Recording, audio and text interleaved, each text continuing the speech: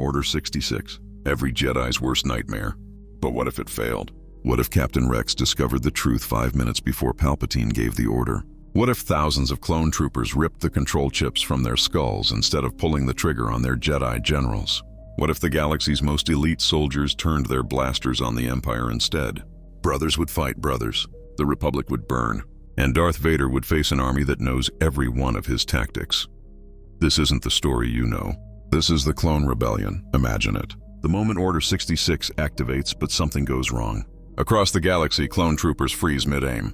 Some fire as programmed, others hesitate, and a crucial few lower their weapons and say 2 words that change everything. Not today. On Utapau, Commander Cody's finger hovers over the trigger as Obi-Wan Kenobi rides away on his lizard mount. The chip activates. Kill the Jedi, but one of Cody's men tackles him before he can fire. The blast goes wide. Obi-Wan survives. On Felucia, Commander Bly raises his rifle toward Aayla Secura's back. His lieutenant shoots the weapon from his hand and screams, "The chips!" They activated the chips. The Jedi are warned. On Kashyyyk, several clones restrain Commander Gree before he can attack Master Yoda from behind.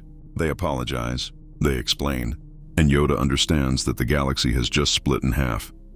Within hours, everything Palpatine planned for decades crumbles.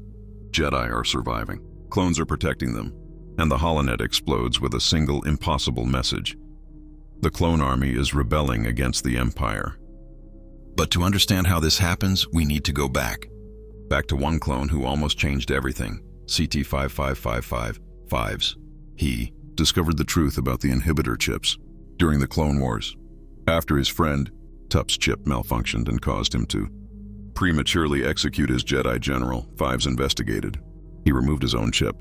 He uncovered the conspiracy. He tried to warn everyone, Captain Rex, Anakin Skywalker, anyone who would listen. But Palpatine was always one step ahead. Fives was framed, hunted, and killed before he could expose the plot. His dying words to Rex were a warning. The mission, the nightmares, they're finally over. Rex didn't understand then, but those words haunted him.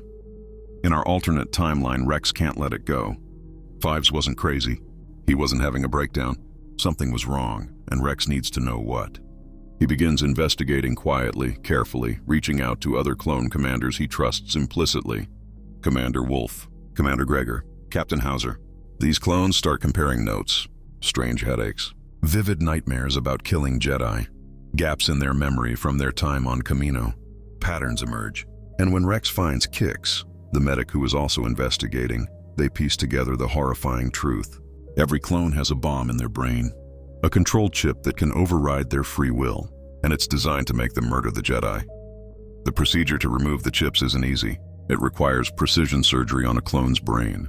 One wrong move and the soldier dies on the table. But Rex finds medical droids willing to help. He develops a method, and he begins spreading the word through the most trusted networks in the clone army. Not everyone believes him at first. The idea that the Republic, the government they've bled for, would implant assassination protocols in their heads sounds like paranoia. It sounds like the kind of conspiracy theory that soldiers develop when they've seen too much combat. But Rex is persistent. He shows them the evidence. He introduces them to Kix. And when the first doubters have their chips removed and realize the truth, they become the most passionate advocates for spreading the message. By the time Palpatine declares himself Emperor and issues Order 66, thousands of clone troopers across the galaxy have already removed their inhibitor chips. It's not most of them, maybe not even 10%, but it's enough. Enough to create chaos, enough to warn the Jedi, enough to start a rebellion. When that fateful order echoes through comlinks across the galaxy, execute Order 66, the expected massacre becomes a war zone. On Coruscant, the 501st Legion marches on the Jedi Temple behind Anakin Skywalker, now Darth Vader. But Captain Rex is among them, and his chip is gone. When Vader gives the order to storm the temple and kill everyone inside, some clones obey. Others refuse. Rex steps forward, blocking his general's path. "General Skywalker, sir, we can't do this. These are younglings. This isn't what we signed up for." Vader, consumed by the dark side and desperate to save Padme, sees only betrayal. "You will follow orders, Captain, or you will be executed for treason." The 501st splits down the middle. Brother turns on brother, and for the first time since their creation, clone troopers are fighting each other in open combat. Some follow Vader into the temple, slaughtering Jedi as Palpatine commanded. Others stand with Rex, defending the temple, helping younglings escape, trying to save what they can from the massacre. The battle becomes a bloodbath, but not the one the Emperor planned. News spreads faster than Palpatine can suppress it. Clone troopers are rebelling. They're refusing orders. They're protecting Jedi instead of killing them. And they're saying there's something in their heads, control chips that were activated to turn them into assassins. The galaxy doesn't know who to trust anymore. Are the clones enemies? Are they allies? How do you tell them apart when they all have the same face? Palpatine's carefully orchestrated transition from Republic to Empire, planned for decades, crumbles in hours. His scheme depended on the complete elimination of the Jedi Order in a single coordinated strike. But Jedi are surviving. They're being actively protected by the soldiers who were supposed to kill them. And the infrastructure for controlling the galaxy, the Grand Army of the Republic, is tearing itself apart. The Emperor accelerates his contingency plans. Darth Vader becomes his primary enforcer, hunting both Jedi and rebellious clones with terrifying efficiency. The early Stormtrooper program goes into overdrive, recruiting non-clone soldiers who won't sympathize with the rebellion. And Palpatine orders the Kaminoans to create new batches of clones with unremovable inhibitor chips. But the Kaminoans aren't warriors. They're scientists, and when clone representatives reach out to Kamino, explaining that their creations are being enslaved, some of the Kaminoans listen. Not all of them, but enough to spark a civil war on the ocean world itself. Mon Mothma and Bail Organa, already laying groundwork for what would become the Rebel Alliance, suddenly find themselves with an army. Clone troopers reach out to them, showing the surgical scars where chips were removed, explaining the conspiracy, begging for help. We were made to fight for the Republic. We don't want to be weapons for a tyrant. Help us free our brothers. It's a compelling plea backed by the best soldiers in the galaxy. Soldiers with combat experience, military training, and intimate knowledge of Imperial tactics. The rebellion has found its warriors, but organizing a clone rebellion is monumentally complicated. These men were bred and trained for a specific purpose. They're soldiers, not politicians or diplomats. The Kaminoans designed them to follow orders, to operate within command structures, to be perfect military instruments. Removing the inhibitor chips eliminates Order 66's programming, but it doesn't fundamentally change who they are. They need leadership. They need direction. And most critically, they need to figure out what they're fighting for, not just what they're fighting against. Captain Rex emerges as one of the rebellion's key leaders. His experience working with Jedi, his friendship with Anakin and Ahsoka, and his reputation among his brothers make him a natural commander. But he's just one clone. He needs others. Commander Wolffe joins immediately, bringing his entire pack. Commander Gregor, despite his memory loss and trauma, becomes a fierce advocate for clone independence. Captain Hauser leads resistance efforts on Ryloth. These commanders and others form a council, trying to coordinate a rebellion spread across thousands of star systems. They face immediate, crushing challenges. First, identifying which clones have removed their chips and which haven't. Clones with active chips are still loyal to the Empire, still hunting Jedi, still following orders. Brothers are fighting brothers, and there's no easy way to tell them apart. It's a nightmare. Second, resources. The Grand Army was supplied by the Republic government. Now the government is the Empire, controlling all the supply lines. Clones need weapons, ammunition, medical supplies, food, fuel. Without Imperial support, they're cut off and starving. Third, allies. The Jedi Order is decimated. Even with some surviving thanks to clone protection, their numbers are drastically reduced. The Separatists? Their leadership was assassinated by Vader. Their droid armies were shut down. There's no Separatist alliance to turn to. That leaves sympathetic senators, independent systems, and scattered resistance cells. It's not much to build a rebellion on. Palpatine isn't idle during this chaos. His grand plan has been disrupted, but he's been preparing for contingencies his entire life. Vader becomes his instrument of rage, leading loyal clone legions and early stormtroopers in brutal campaigns against rebel positions. To Vader, this is personal betrayal. These were his soldiers. He led them for 3 years. Now they're defying him and protecting the Jedi he believes are traitors. His fury is apocalyptic. The Emperor also orders the Kaminoans to. The battle rages for weeks. Eventually, rebel leadership makes a desperate decision. If the Empire can't have Kamino, no one can. Rebel forces sabotage the primary cloning facilities. Explosions ripple through Tipoca City. DNA samples carefully maintained for decades are destroyed. Growth chambers shatter. Genetic manipulation equipment melts. The Kaminoans who sided with freedom evacuate with whatever knowledge they can carry, but the infrastructure is gone. Kamino's ability to mass-produce clone troopers is ended forever. It's a Pyrrhic victory that feels like burning home. Many clones are devastated by destroying their birthplace, but strategically it's necessary. Without Kamino producing endless chip-controlled reinforcements, the Empire must rely on recruitment and conscription. This dramatically slows Palpatine's consolidation of power. The early Empire looks nothing like Palpatine envisioned. Instead of a smooth transition to autocracy, there's a vicious galactic civil war. Planets must choose sides, support the Empire's promise of order and security, or join the Rebellion's fight for freedom. The Empire still controls Coruscant, most of the Republic Navy, the financial resources of the core worlds, and has Darth Vader. These are massive advantages. The Rebellion has passionate fighters, some Jedi support, and clone troopers who are arguably the best soldiers ever created. But they're scattered, disorganized, and desperately short on resources. They need victories to prove they can win. The first major victory comes at Ryloth. The Twi'lek people suffered enormously during the Clone Wars and have no love for the Empire. When Captain Hauser leads clone forces in open rebellion, the Twi'lek resistance joins him. Together they drive out the Imperial garrison. It's not just military victory, it's symbolic. A planet liberated from the Empire by clones and civilians working together. The footage spreads across the holonet. People see clone troopers helping Twi'lek refugees instead of oppressing them. They see former Republic soldiers defending civilians from stormtrooper raids. The narrative shifts. Clones aren't mindless weapons. They're individuals, victims, heroes. More planets openly support the rebellion. Alderaan under Bail Organa becomes a major rebel hub. Mon Cala provides ships and naval expertise. Mandalore, always independent-minded, splits between Imperial loyalists and rebel supporters, sparking yet another civil war on that troubled world. The Jedi survivors face a complicated emotional landscape. Many are traumatized by Order 66, even those who survived it. They watched clone friends try to murder them. The betrayal cuts deep. But now some of those same clones are sacrificing everything to protect them, trying to atone for what the chips forced them to do. It's a difficult reconciliation requiring forgiveness that doesn't come easily. Obi-Wan Kenobi, ever compassionate and wise, becomes the bridge between Jedi and clone rebels.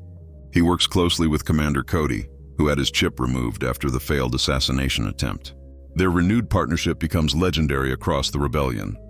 The great negotiator and the loyal commander, fighting side by side once more. Yoda takes a different approach. He retreats to Dagobah but maintains communication with the rebellion. He trains select Jedi in secret, preparing them for the long conflict ahead.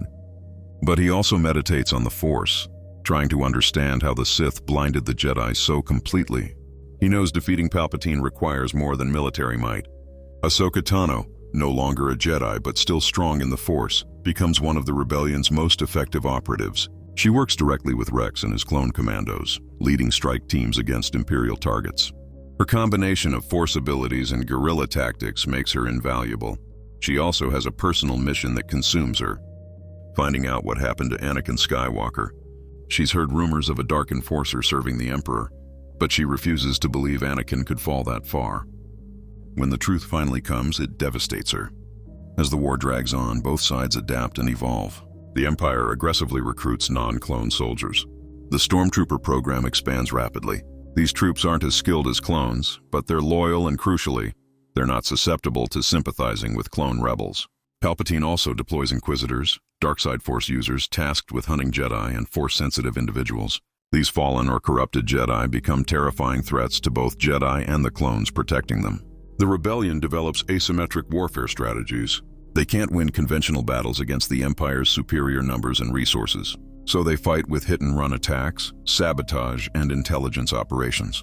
They use their intimate knowledge of Imperial tactics, gained from being part of that military, to devastating effect. Clone commandos like Delta Squad and Omega Squad become legendary. These elite specialists conduct impossibly dangerous deep-cover operations behind Imperial lines. They sabotage Star Destroyers, assassinate Imperial officers, and liberate occupied planets. Delta Squad particularly, consisting of Boss, Fixer, Scorch, and Sev, becomes one of the most feared units in the Rebellion. Their success rate on suicide missions borders on supernatural. They infiltrate facilities supposedly impregnable. They extract high-value targets from the heart of enemy territory. They destroy weapons factories, communication hubs, and supply depots with surgical precision.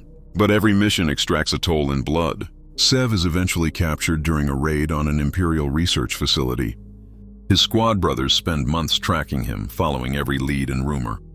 They finally locate him in a secret prison on Stygian Prime, where the Empire holds its most dangerous captives. The rescue mission becomes one of the war's most daring operations. Delta Squad, reinforced by Rex's personal unit and Ahsoka Tano, assaults the prison during a guard shift change. The battle is vicious. Stormtroopers, prison guards, and even an Inquisitor stand between them and their brother. Nothing stops them. Brothers don't leave brothers behind. It's more than a motto. It's their identity. When they reach Sev's cell, they find him broken but unbroken. Tortured but defiant. The Empire wanted rebel secrets, base locations, operational plans. He revealed nothing. The brief Delta Squad reunion happens in an enemy prison with alarms screaming and reinforcements incoming. But for one perfect moment, the four commandos stand together again. That's all that matters. Their escape from Stygian Prime becomes legend. Fighting through packed corridors, they battle toward the hangar. Ahsoka holds off the Inquisitor in a fierce lightsaber duel, buying precious time. Rex provides covering fire with his dual pistols, never missing a shot. Delta Squad, reunited and more dangerous than ever, plants enough explosives to demolish half the facility. They barely escape before the prison erupts in flames behind them. But this warfare takes a terrible toll. Clones are dying. Unlike the Empire, which can recruit endless new soldiers, every clone death is permanent and irreplaceable. No more are being created. The clone population is finite and shrinking with every battle. This creates crushing urgency. Clones are literally a dying breed. If they don't win within one generation, there won't be any clones left to fight. Some clones begin questioning their purpose. They were created to be soldiers. They've been soldiers their entire lives, knowing nothing else. Is fighting for freedom meaningful if freedom just means more fighting? What would they even do with freedom if they achieved it? These existential questions plague the rebellion's soul. Commander Wolffe becomes an advocate for what he calls the clone future.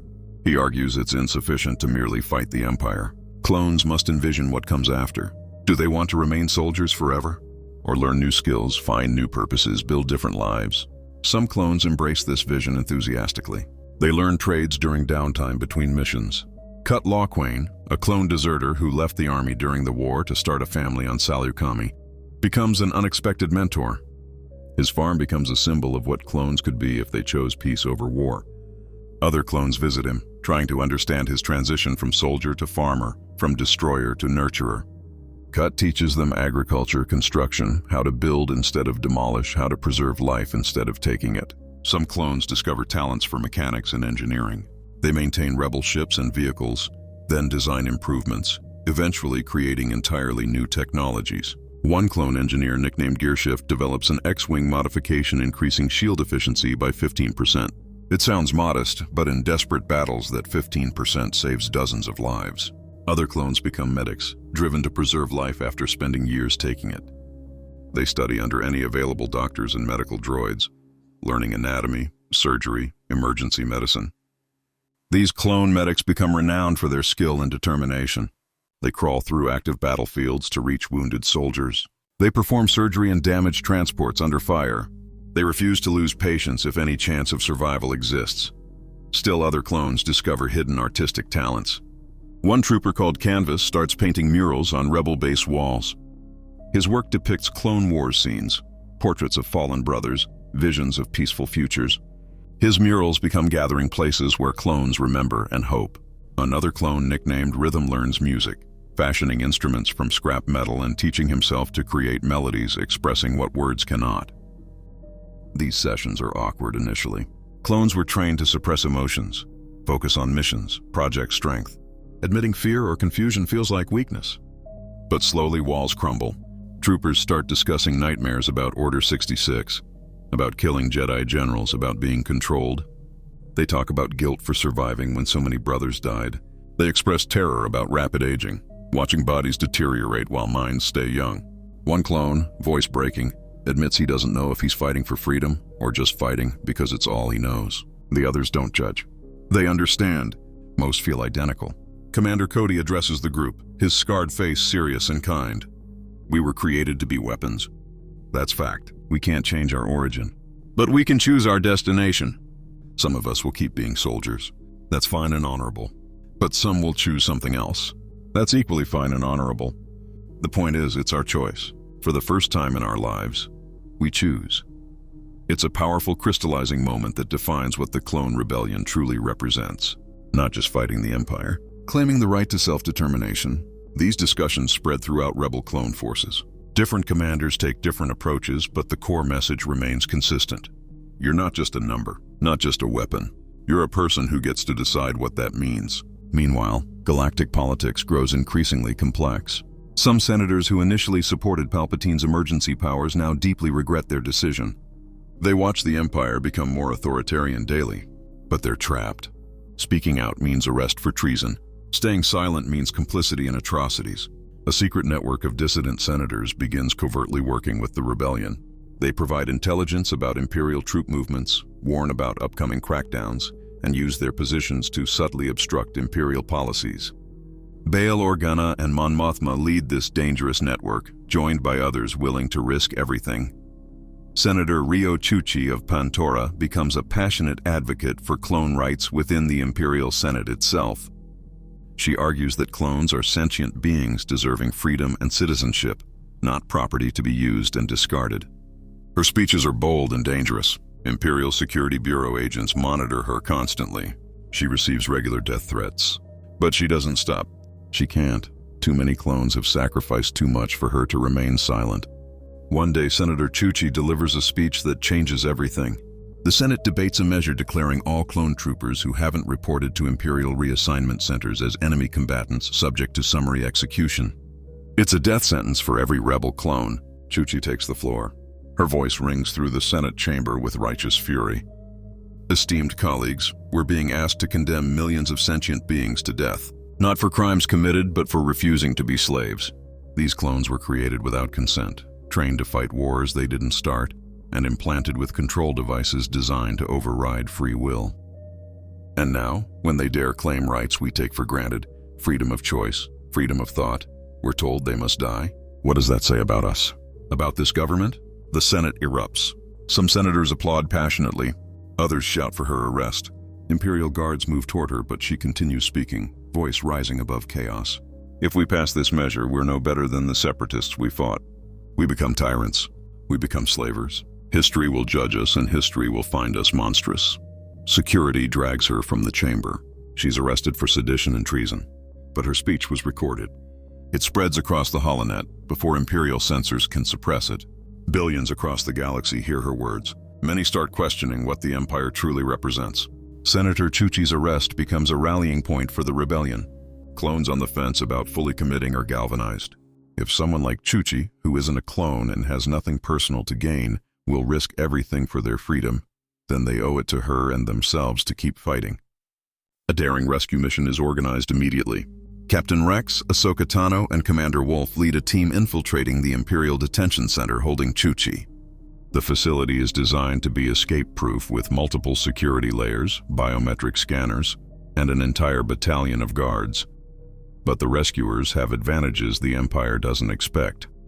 Rex knows Imperial security protocols intimately. Ahsoka uses the Force to sense guard positions and security systems. Wolffe has personal motivation driving him beyond normal limits. He's developed deep respect for Chuchi, this small senator who stands for his brothers when she doesn't have to. The rescue is tense and violent. They fight through stormtrooper-filled corridors, disable security systems, and race against reinforcement arrival. When they reach Chuchi's cell, she's been beaten but remains unbroken. Her first words aren't gratitude. They're concern. You shouldn't have come. This will make things worse for you. Rex smiles behind his helmet. With respect, Senator, that's not your decision. You stood up for us. Now we stand up for you. They extract her from Imperial custody and deliver her to a safe rebel base. From there, she continues advocacy, now openly allied with the rebellion. Her voice becomes powerful for recruiting non-clone support. She travels to planets considering which side to support, making the case that this rebellion isn't just about clones. It's about fundamental rights all beings should enjoy. Years pass. The Clone Rebellion achieves significant victories scattered across the galaxy. They liberate entire systems from Imperial control. They establish hidden bases on remote worlds. They build a fleet from captured Imperial ships and sympathetic planetary defense forces. Each victory brings new supporters. But the Empire is vast. Palpatine is patient and ruthless. He's fighting a war of attrition, knowing clones can't replace losses while he can recruit billions of new soldiers. Every clone death brings him closer to victory, or so he believes. Vader becomes increasingly obsessed with destroying the rebellion, especially clone rebels. He leads campaign after campaign against rebel strongholds, his rage and dark side power making him nearly unstoppable. His black armor becomes a terror symbol across the galaxy. Entire planets surrender rather than face him. But Vader's obsession is also weakness. Palpatine sees his apprentice becoming too focused on personal vendettas rather than larger strategy. The Emperor occasionally redirects Vader to other tasks, using Inquisitors to pursue clone rebels instead. These Inquisitors are former Jedi who fell to darkness or were captured and corrupted.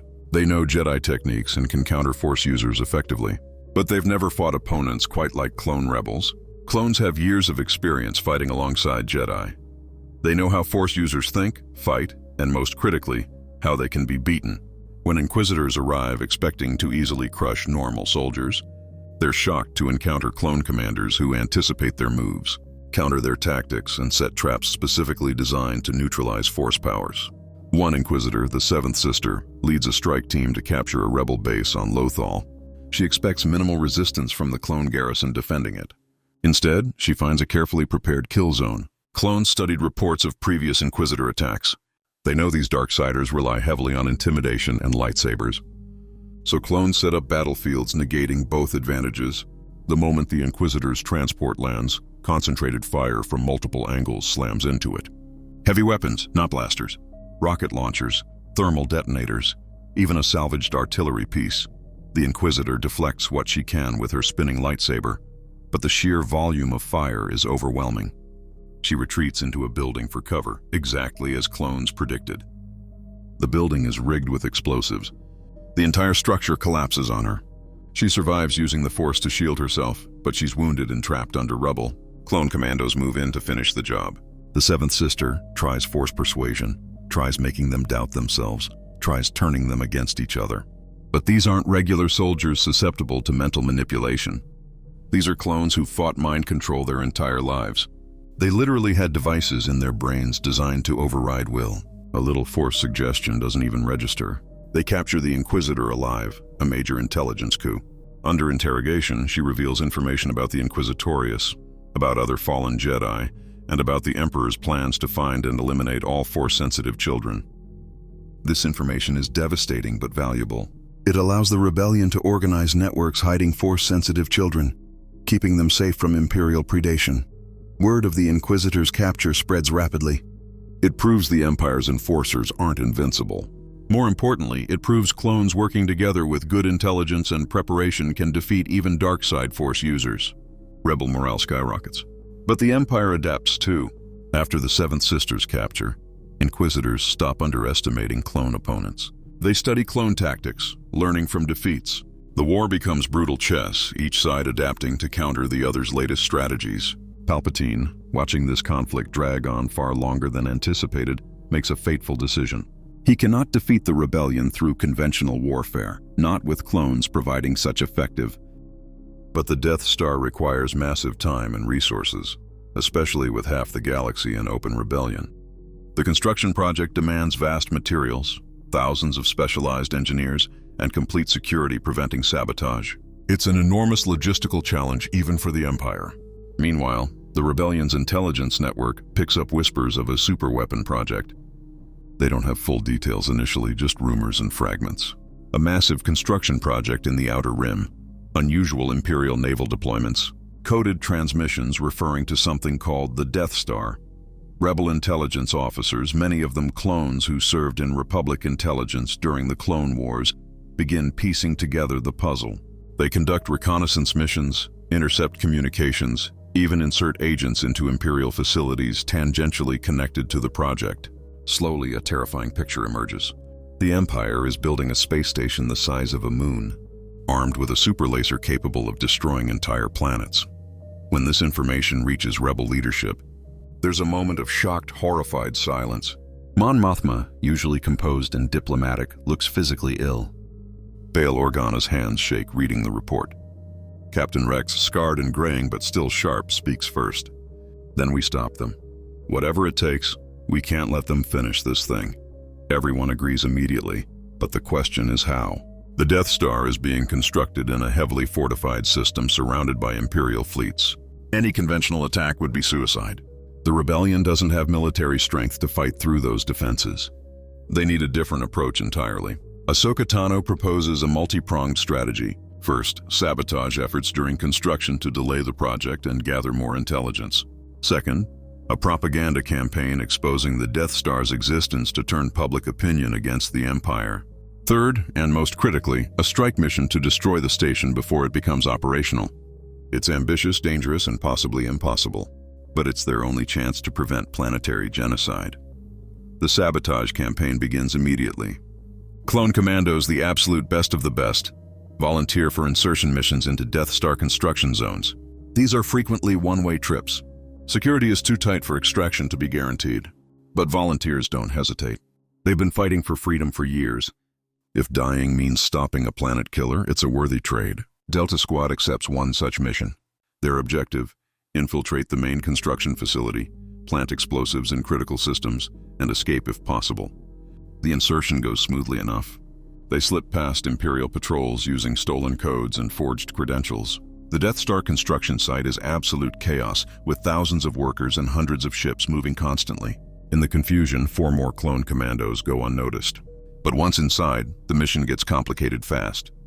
The facility is enormous, far larger than any structure they've ever infiltrated. Finding critical systems requires navigating kilometers of corridors while avoiding security checkpoints and patrols. Boss leads his squad with calm precision, but even he's worried. They've been inside 6 hours and still haven't reached their primary objective. Then Fixer picks up something on his scanner. A group of Wookiee slaves being moved through a lower level, forced to work on station construction. It's not part of their mission. Freeing slaves will alert security and jeopardize their primary objective completely. But these are Wookiees. These are people who fought alongside clones during the war, who became friends and brothers in arms. Delta Squad makes a choice in seconds. They can't leave them. The rescue is quick and dirty. Delta Squad ambushes the transport, eliminates guards, and frees the Wookiees. The lead Wookiee, whose name is Rauchkar, roars his gratitude and life debt. Boss explains their mission through a translator droid they liberated. The Wookiees want to help immediately. They know the station's layout better than any schematic. They've been forced to build parts of it. With Wookiee guides, Delta Squad reaches their target in a fraction of the estimated time.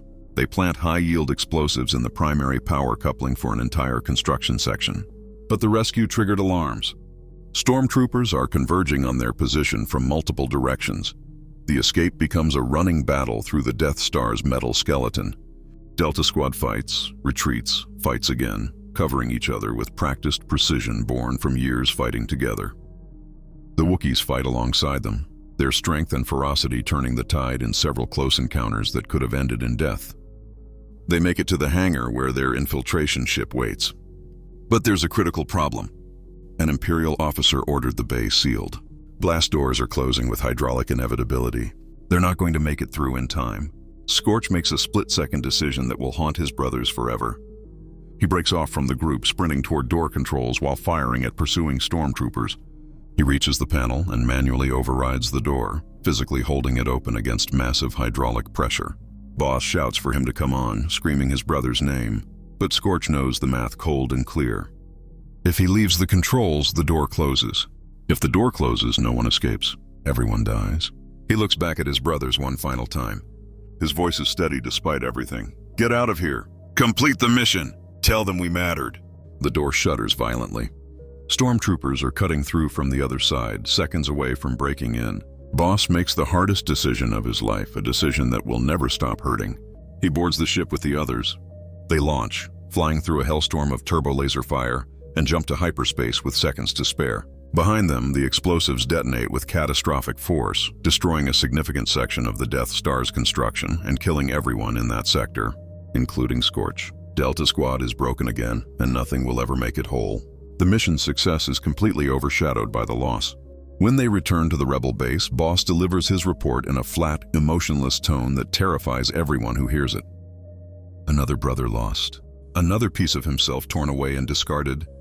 Commander Cody, now one of the rebellion's most senior leaders, places a hand on Boss's trembling shoulder. He died so others could live. That's what we do.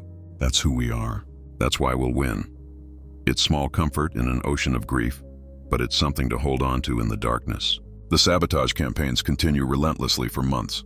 Each mission delays the Death Star's completion by weeks or months. Each mission costs lives that can never be replaced. The clones pay in blood for every single day they buy the galaxy.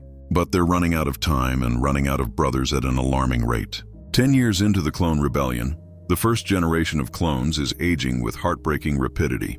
The accelerated aging that allowed them to reach maturity quickly now means they're reaching old age far too soon. Clone troopers who fought at Geonosis are now physically in their 50s or 60s, despite being chronologically only 20 years old. Many are retiring from active duty not by choice, but because their bodies are failing them. Captain Rex, now gray-haired and moving with the stiffness of premature old age, refuses to step down despite everyone's concerns. "I'll serve until I drop," he tells anyone who suggests retirement. "We started this fight. We finish it. That's non-negotiable." But even Rex knows his time is limited, that his body is betraying him day by day. The rebellion needs to recruit fresh blood, non-clones willing to take up the fight and carry it forward when the clones are gone. This is when the rebellion makes a crucial transition that will define its future. They begin actively recruiting young people from across the galaxy who grew up during the Clone Wars. Many of these recruits watched clone troopers fight and die to protect them.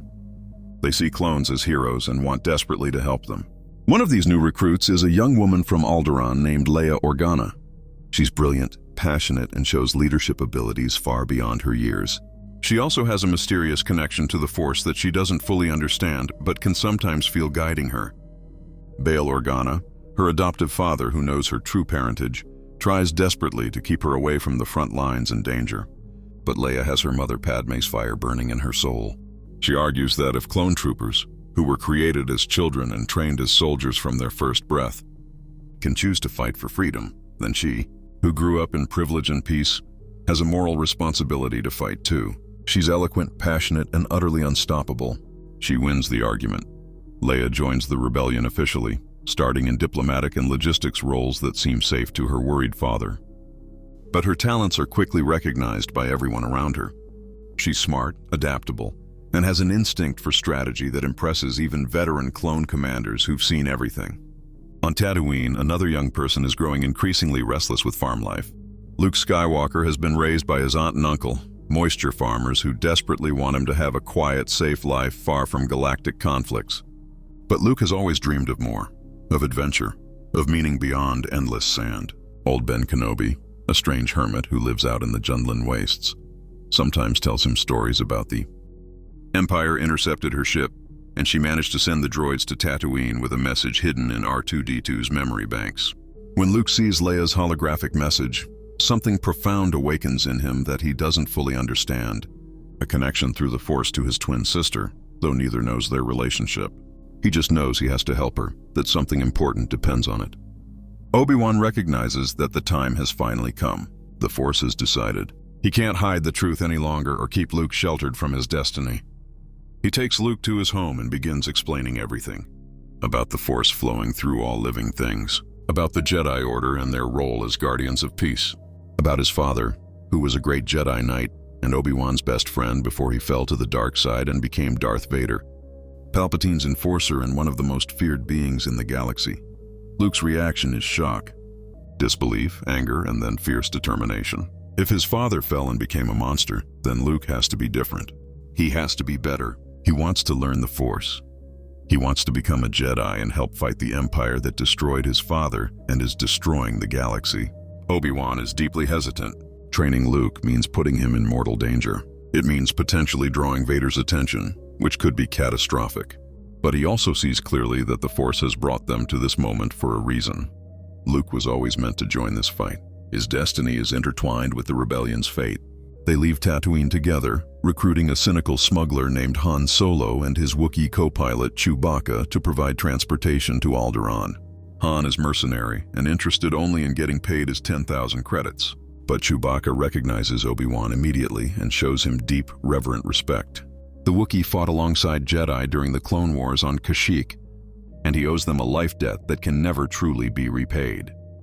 Their journey to rescue Leia and deliver the Death Star plans to the Rebellion becomes an adventure that changes all of them profoundly.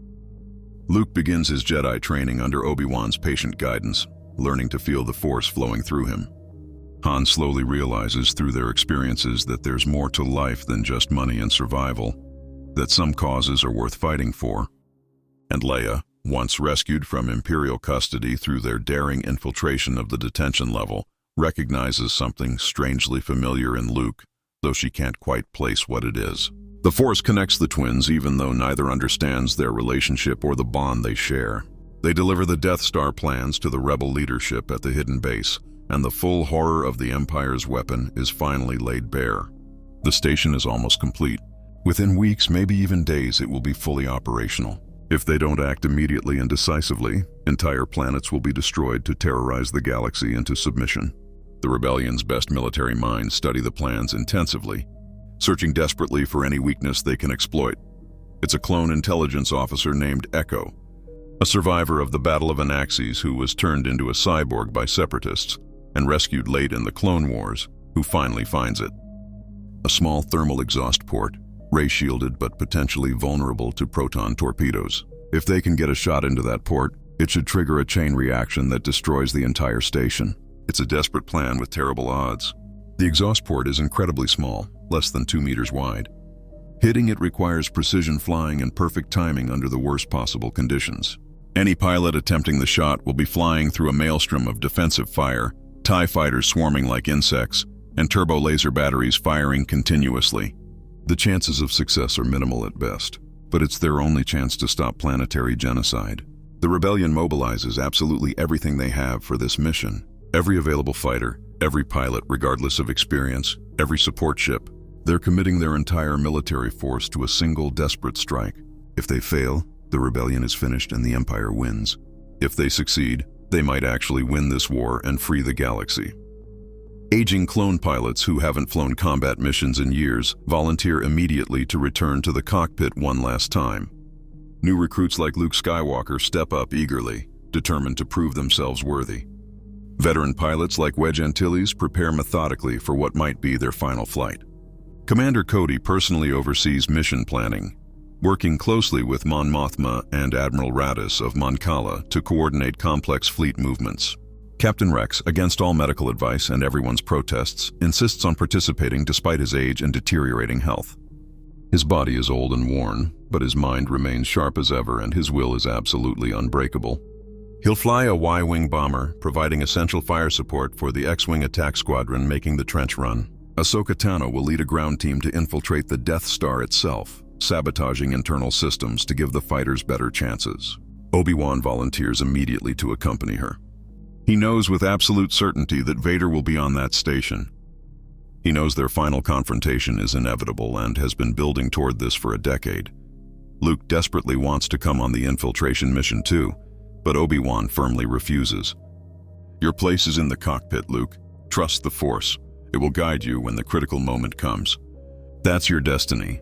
The Rebel fleet assembles in absolute secrecy at a staging area, then makes the jump to hyperspace together. Destination, the Death Star, and whatever fate awaits them there. The Battle of Yavin is about to begin, but in this timeline, it's not a small strike force making a desperate run against impossible odds.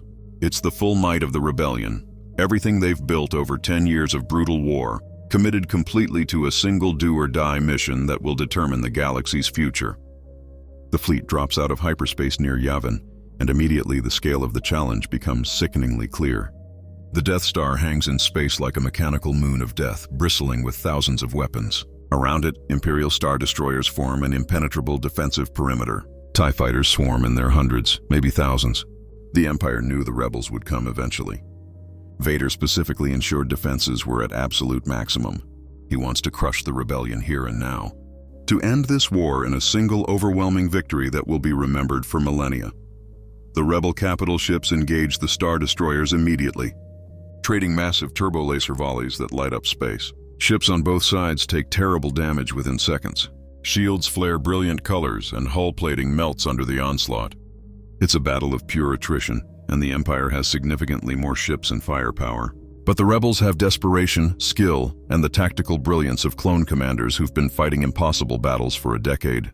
The fighter squadrons launch in a massive wave, screaming toward the Death Star's surface through a hell of defensive fire. X-Wings, Y-Wings, and A-Wings in a massive strike formation that's beautiful and terrifying. Luke flies as Red 5, his targeting computer active, his hands steady on the controls despite his heart pounding so hard he can hear it. TIE fighters intercept immediately with devastating effect. The space around the Death Star becomes a three-dimensional battlefield of crisscrossing laser fire and exploding ships. Pilots on both sides die in the first seconds of engagement, their lives snuffed out in brilliant explosions. Rex's Y-Wing takes a glancing hit that damages his shield significantly, but he keeps flying with grim determination, pouring fire into TIE fighters and clearing a path for the attack run that's humanity's last hope. Meanwhile, Ahsoka and Obi-Wan's infiltration team penetrates the Death Star through a rarely used service entrance, their insertion covered perfectly by the massive space battle raging above. They move quickly and efficiently through corridors they've studied exhaustively from the stolen plans, heading directly for the station's main reactor. Their goal is sabotaging the power systems, weakening the station's shields, and giving the fighters a significantly better chance at the exhaust port. But Vader senses them immediately through the Force. He feels Ahsoka's presence, familiar yet changed by years of war and growth, and he feels Obi-Wan, his former master, the man he's wanted to kill for years to finally end their story. He abandons his command post without explanation and goes hunting through the station's corridors. The three of them meet in a massive reactor chamber, catwalk suspended over an endless drop into mechanical depths. Vader stands on one side, his black armor gleaming menacingly, his lightsaber igniting with that distinctive snap hiss that's terrified so many. Ahsoka and Obi-Wan stand on the other side, their blades ready, both knowing this might be their last stand. Ahsoka. Vader's respirator-distorted voice echoes through the vast chamber. "You are my student. My responsibility. You should have stayed loyal to me." Ahsoka's voice is steady despite the overwhelming pain in her heart. "I was loyal, Anakin. I was loyal to everything you taught me. Justice, compassion, protecting the innocent, and fighting tyranny. You're the one who abandoned those teachings and betrayed everything you stood for."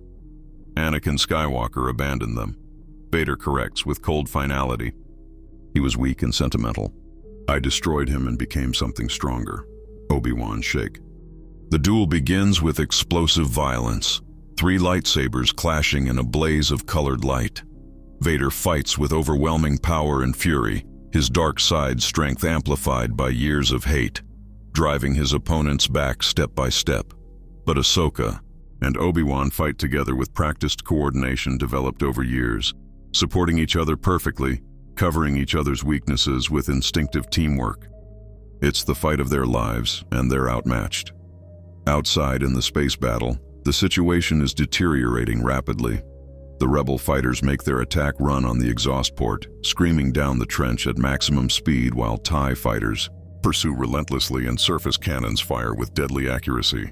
One by one, pilots are shot down in explosions of fire. The squadron leader is killed, his X-Wing disintegrating.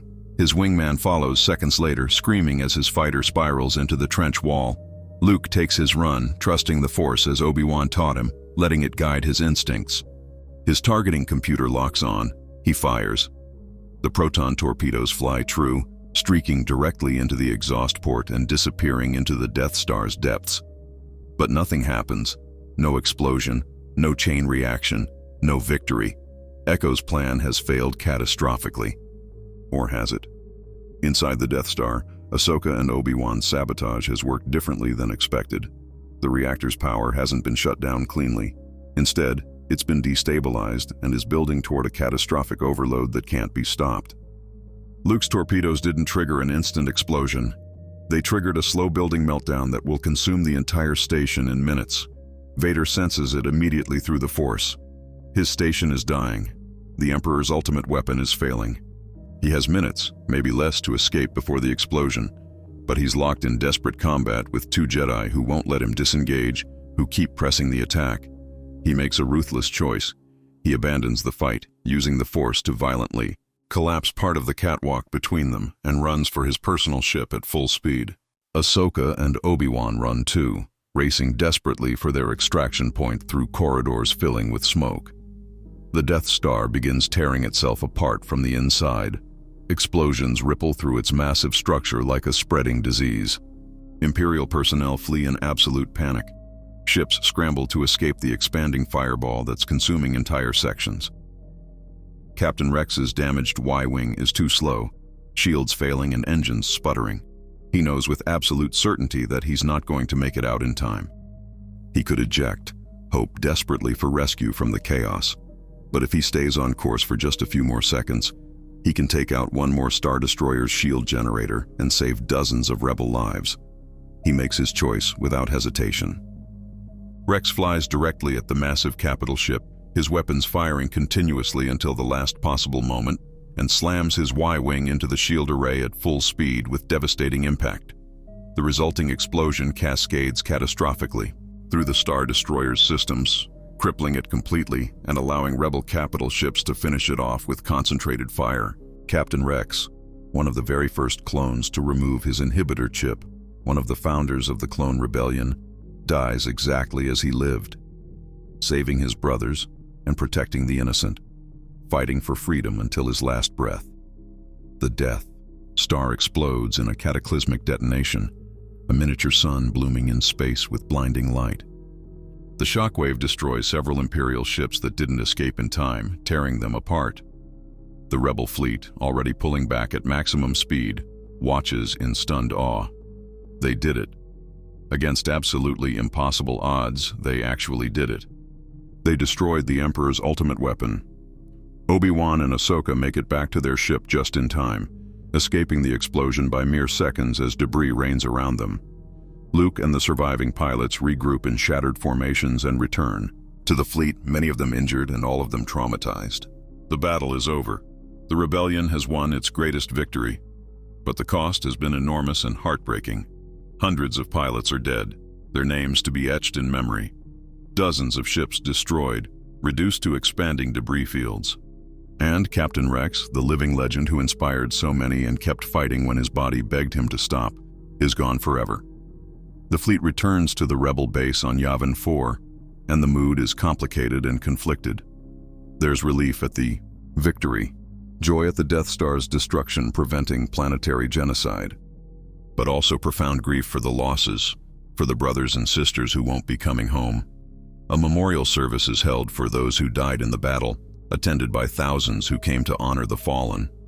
Rex's empty helmet is placed on a pedestal of honor, surrounded by the helmets of other fallen clone veterans who gave everything for freedom. Mon Mothma delivers a eulogy that tries to capture what the clones meant to the rebellion, to the galaxy, to the very concept of freedom. Her voice carries across the assembled crowd. These men were created to be slaves. They were designed to be tools, property, disposable soldiers in someone else's war. But they chose to be heroes.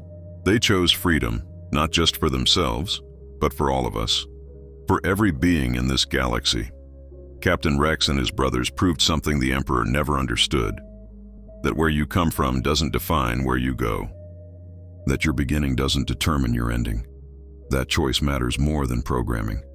That free will, even when it comes at terrible cost, is worth fighting for. We owe them everything. The galaxy owes them everything, and we will never forget their sacrifice. The surviving clones stand at rigid attention, tears streaming down aging faces carved by years of war. They've lost so many brothers over the years, watched so many die for this cause, but they've also accomplished something impossible that will echo through history. They've changed the galaxy forever. The Death Star's destruction doesn't end the war immediately. Palpatine is still alive, consumed by rage. The Imperial military is still massive, controlling vast resources, but the momentum has shifted decisively and irreversibly. Systems that were on the fence about supporting the rebellion now openly join, emboldened by the Empire's defeat. Imperial sectors begin declaring independence, governors turning on each other. The Empire's facade of invincibility is shattered completely, and everyone can see it.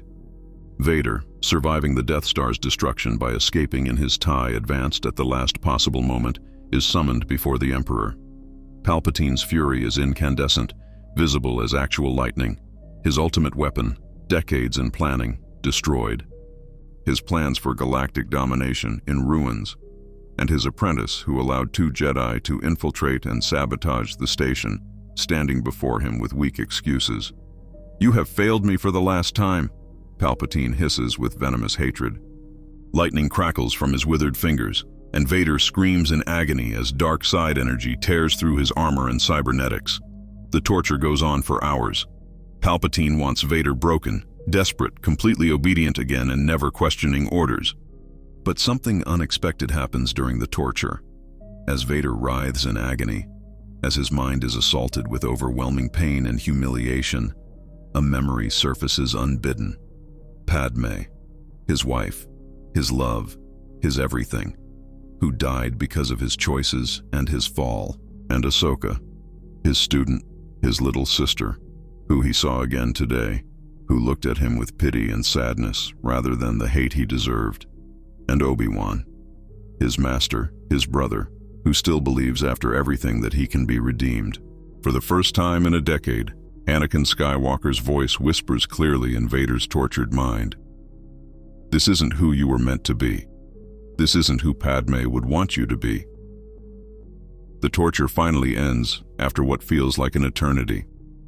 Vader is left broken on the cold floor of the throne room, his cybernetics damaged and sparking, his body in absolute agony.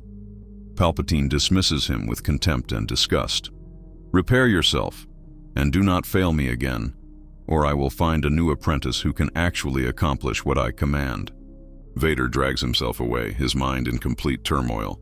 The seed of doubt Obi-Wan planted years ago is growing, taking root. He's not ready to turn against the Emperor, not yet. The fear and conditioning run too deep, but he's starting to question everything he's believed for years. And in the darkness of his meditation chamber, for the first time since Padme's death, he allows himself to think about his children. Padme told him she was pregnant before she died giving birth. He believed the children died with her, that his rage killed them. But what if they didn't die? What if they survived somehow? What if his children are alive somewhere in this galaxy? The thought consumes him, giving him something to focus on besides the Emperor's commands.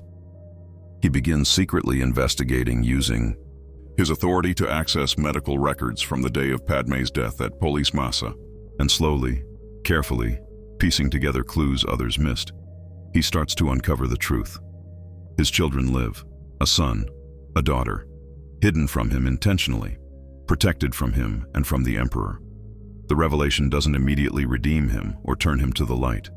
The dark side still has its hooks deep in his soul, but it fundamentally changes his calculus and priorities.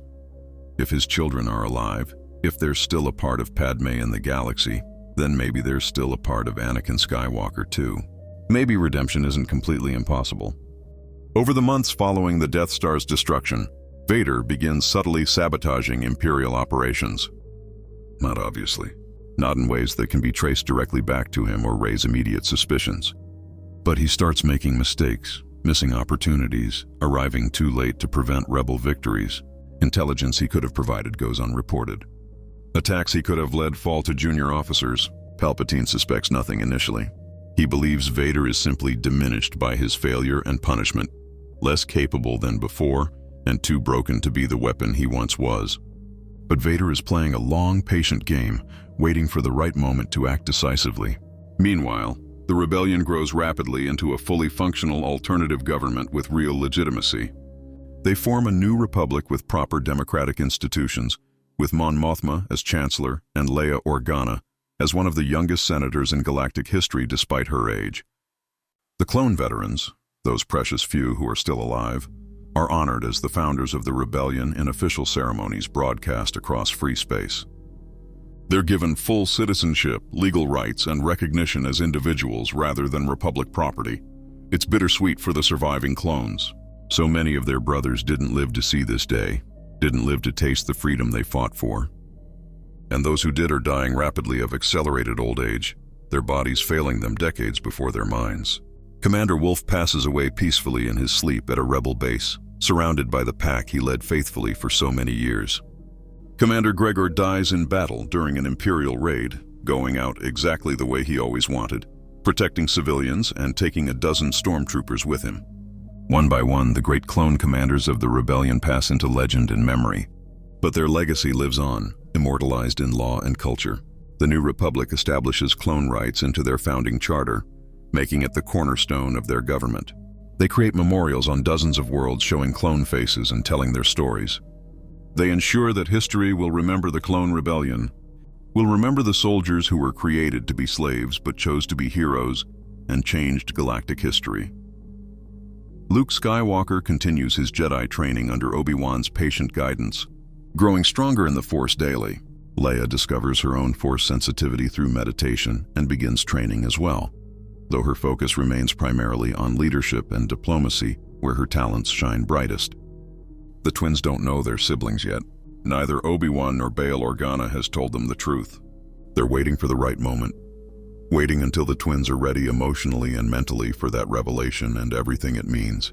Han Solo, despite his cynical nature and claims about not caring, becomes a committed member of the rebellion. His friendship with Chewbacca, who fought alongside clones during the Clone Wars and saw their courage firsthand, helps him understand what they're really fighting for beyond just survival and credits.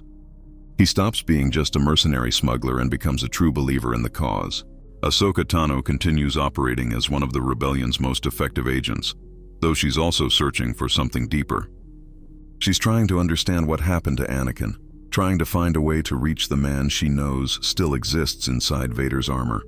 Her investigations eventually lead her to discover, through careful research and Force meditation, that Vader is indeed Anakin Skywalker.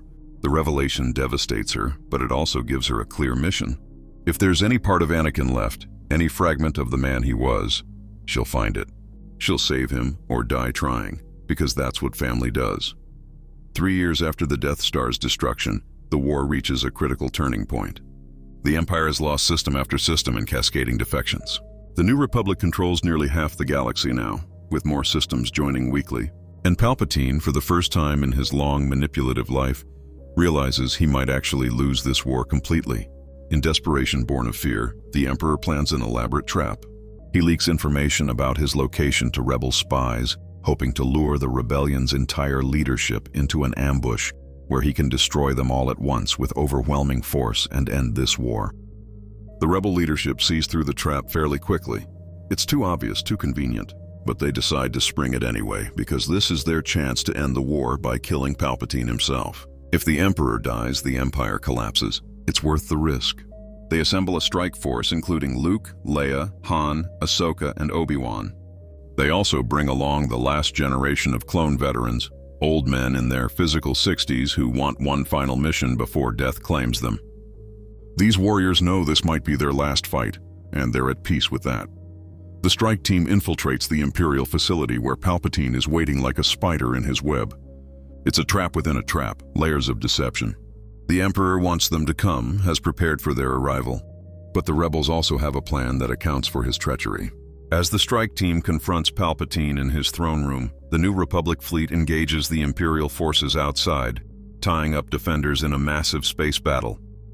In the throne room, Palpatine sits on his throne, Force lightning playing around his withered fingers, a predatory smile on his ancient face. "Welcome, young Skywalkers," he says with cruel pleasure. "I have been expecting you both." Luke and Leia both freeze, confusion and shock washing over them. "Skywalkers, plural? What does he mean?"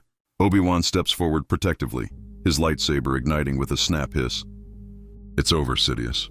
The clones you tried to enslave have freed half the galaxy. The Empire is crumbling around you. Surrender now and face justice." Palpatine laughs, a sound like breaking glass and dying dreams. "The Empire will never surrender. And you will all die here today, slowly and in agony." The doors open with a hiss. Vader enters, his black armor gleaming in the dim light. Everyone tenses, expecting immediate attack. But Vader doesn't ignite his lightsaber. He doesn't attack the rebels. Instead, he stands between them and Palpatine, creating a physical barrier, his posture suggesting protection rather than aggression. "No," Vader says, his voice firm despite the respirator. "No more death, no more tyranny, no more slavery." Palpatine's smile fades instantly, replaced by fury. "What did you say, my apprentice?" "Did I hear you correctly?" Vader's respirator hisses as he takes a deep breath. I said no more, my master. The clones were right to rebel. They were right to choose freedom over slavery. And I choose freedom too. I choose the light.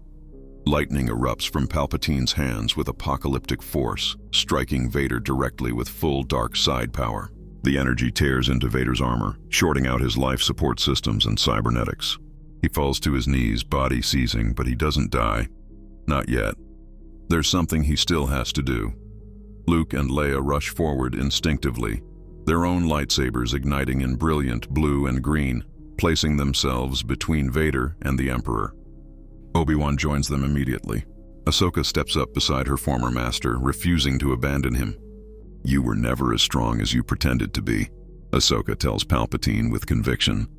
"You controlled through fear and manipulation, but fear can be overcome through courage.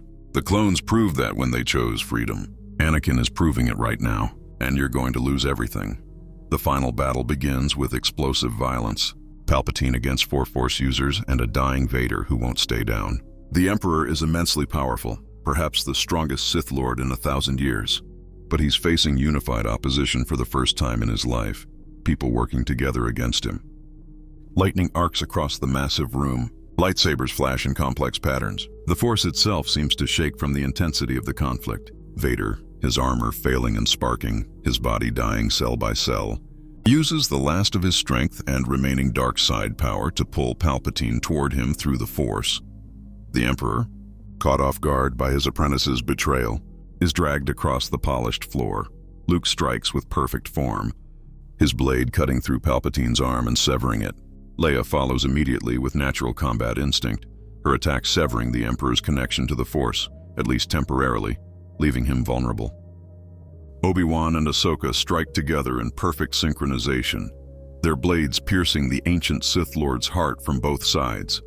Palpatine screams, a sound of rage and disbelief that echoes through the Force itself, felt by Force sensitives across the galaxy.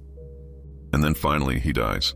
The Emperor, the being who orchestrated the Clone Wars for his own gain, who manipulated the galaxy for decades, who tried to enslave an entire army of men and genocide the Jedi Order, is dead. His evil ends here. Vader collapses completely, his cybernetics failing catastrophically. Luke and Leia rush to his side, uncertain but compelled by something they don't understand. Obi-Wan carefully, gently removes Vader's helmet, revealing the scarred, pale, dying face of Anakin Skywalker beneath the mask. Anakin looks at Luke with failing eyes, really looks at him, and sees Padme in every feature. "You're my son," he whispers, voice weak but clear. "Yes," Luke says, tears streaming down his face unchecked. "I'm your son, and she's your daughter." He gestures to Leia, who's also crying despite her anger and confusion. Anakin's eyes widen with wonder and grief. Both of them. Both survived. Padme's children live. "I'm sorry." He chokes out, blood on his lips. "I'm so sorry for everything I did, for all the pain I caused, for all the people I killed." Leia, conflicted between anger and compassion but moved by this dying man's genuine pain, takes his hand hesitantly. "You can't undo the past. The suffering you caused can't be erased. But you helped end Palpatine. You chose to do the right thing at the end. That has to count for something." Anakin's breathing becomes increasingly labored.